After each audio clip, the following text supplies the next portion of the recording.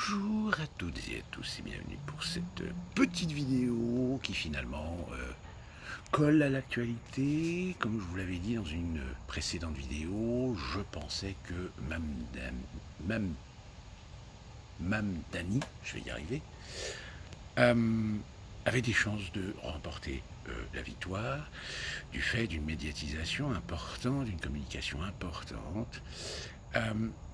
Et évidemment, vous avez toute la gauche et surtout l'extrême gauche qui est en train de tout simplement jouir de cette victoire, alors que, très sincèrement, je vous l'avais expliqué dans une vidéo concernant justement ce, ce candidat atypique.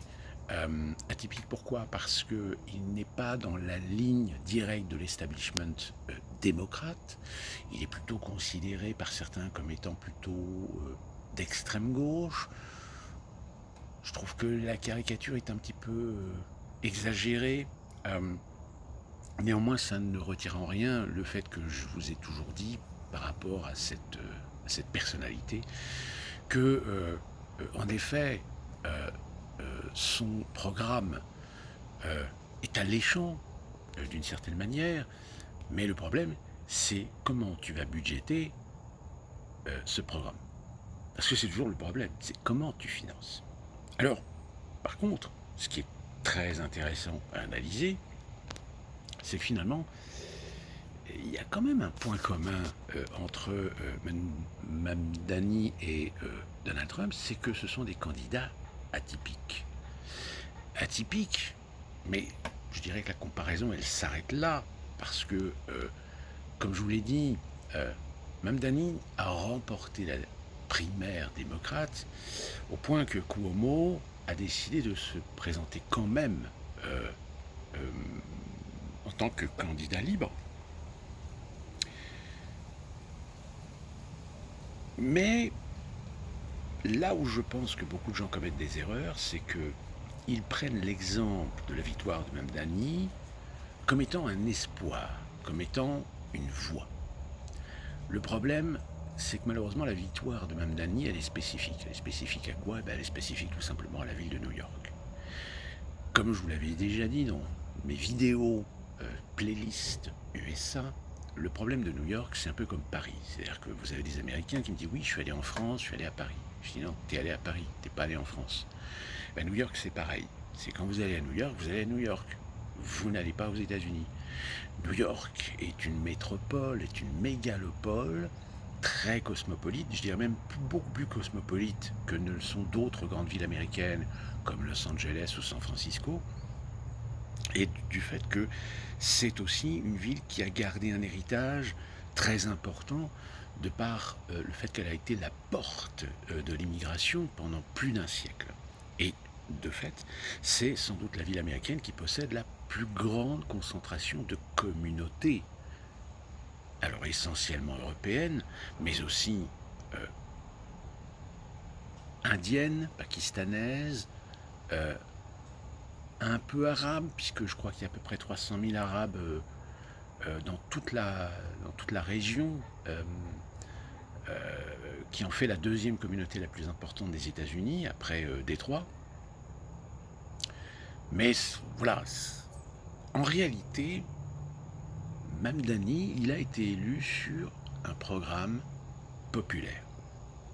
Et ce programme populaire, évidemment, il a séduit les communautaristes américains, c'est-à-dire aussi bien les Américains natifs américains mais d'origine émigrée, que les communautés comme par exemple la communauté juive new-yorkaise. Je dirais même, pour être beaucoup plus précis, la communauté juive populaire non sioniste, pour être beaucoup plus précis.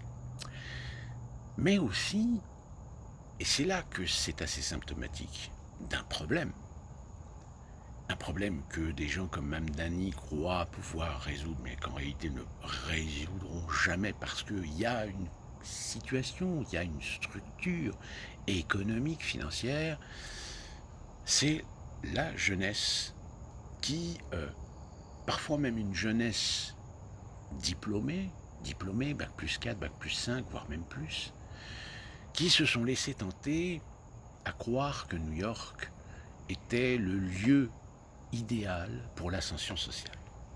Alors qu'en réalité, non. Et c'est là, par contre, qu'on peut trouver un point commun avec ce que l'on peut voir en France, c'est-à-dire une jeunesse idéalisée. C'est-à-dire une jeunesse pleine d'idéaux qui croit qu'il suffit d'arriver dans un endroit pour avoir le succès et l'argent. Ou tout au moins le succès et la réussite sociale. Et Mamdani, il a été élu parce que, justement, il y a aux États-Unis ce revers de la médaille qui fait que il y a beaucoup de candidats et très peu d'élus. Sous-entendant que la contraction des opportunités professionnelles qu'il peut y avoir aux États-Unis, et plus particulièrement et surtout à New York, n'est pas illimitée. Et du fait que vous avez énormément de gens qui vont à New York en croyant pouvoir trouver un travail dans leur branche, mais qui au final se retrouvent dans de la précarité, se retrouvent avec des petits boulots de merde, payés avec des salaires de merde, à ne même pas pouvoir se payer ne serait-ce qu'un studio ou même une pièce, un placard à Manhattan. Parce que oui, New York fait partie de ces villes qui sont extrêmement chères sur le plan immobilier et qu'il est très très difficile de se loger, surtout dans Manhattan, avec des loyers sans vous retrouver dans des endroits où vous, limite, vous pouvez quasiment pas tenir debout dans votre cagibi, pardon. Il y a une spéculation immobilière qui malheureusement n'a pas été régulée. Et là-dessus, évidemment, Mamdani joue énormément sa carte en disant il faut réguler, il faut empêcher les marchands de sommeil pour ne pas laisser des gens se retrouver dans des situations avec des logements précaires, des logements qui sont même déshumanisants d'une certaine manière. Sauf que malheureusement, la loi du marché est ce qu'elle est. Et comme toutes les grandes mégalopoles qui attirent de plus en plus de gens, espérant pouvoir trouver leur place, espérant trouver un travail avec un salaire décent, eh bien malheureusement, sont parfois très vite dans la désillusion. Et je pense que Madmani, il a bénéficié justement de cet électorat. C'est-à-dire que même s'il a bénéficié d'un électorat omniprésent, communautaire, new-yorkais, il a aussi bénéficié d'un vote blanc, mais d'un vote blanc populaire et pas forcément sous-qualifié. Je dirais même un électorat très qualifié. Mais, comme je vous dis, un électorat très qualifié qui n'a pas trouvé sa place, qui n'a pas l'accès à la réussite sociale. À vrai dire, finalement, on se retrouve un peu avec ce qu'on voit en France, et par rapport à la LFI. Quel est l'électorat LFI aujourd'hui en France? C'est cet électorat de gens qui aspirent à du bien-être, à la vie pas chère, qui plus est, la vie subventionnée. Cette même catégorie qu'on a aux États-Unis, de gens qui pensent que s'ils n'arrivent pas à trouver leur place, eh bien on doit leur donner cette place. Ce qui est totalement contradictoire avec la culture américaine d'une manière générale, culture capitaliste, culture ultra-libérale. C'est toi qui dois te battre pour trouver ta place. Sauf que, évidemment, quand vous avez 200 postes à pourvoir dans un secteur d'activité et qu'il y a 2000 candidats, il y a des gagnants et des perdants. Et malheureusement, la société américaine, sur le plan économique, oui, malheureusement, a une fâcheuse tendance à parfois laisser sur le bas-côté de la route certains de ses compatriotes, certains de ses concitoyens, sans lui donner d'opportunités, sans lui donner ses chances. Et là où ça devient intéressant, c'est que Madmani est aussi une sorte de dissidence dans le camp démocrate.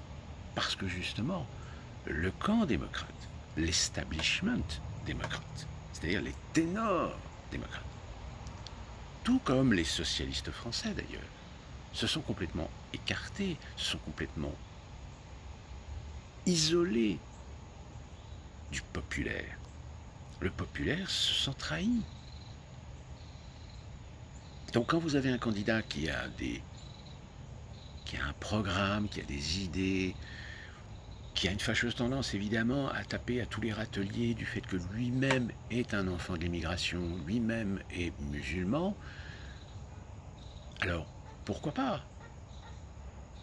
Mais il y a un moment donné où il va falloir remettre les choses au clair.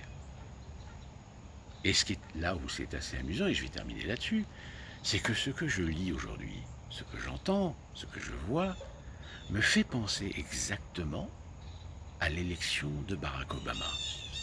C'est-à-dire tous ces gens qui s'esclaffent, qui sautent de joie en disant ça y est, nos problèmes vont être résolus.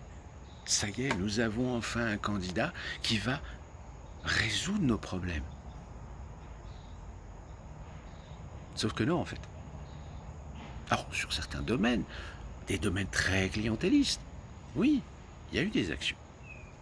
Mais aujourd'hui, vous interrogez des Afro-Américains sur les 8 ans de Barack Obama, ben vous allez souvent plus rencontrer des gens qui vont être déçus que satisfaits. Je dirais même que ceux qui sont encore des fans inconditionnels de Barack Obama sont souvent des blancs bourgeois qu'on qualifierait en France, par exemple, la gauche caviar. C'est exactement les mêmes.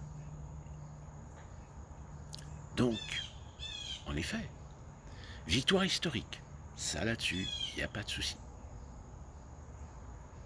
Revers pour l'idéologie classique, l'idéologie établie chez les démocrates, oui, certainement.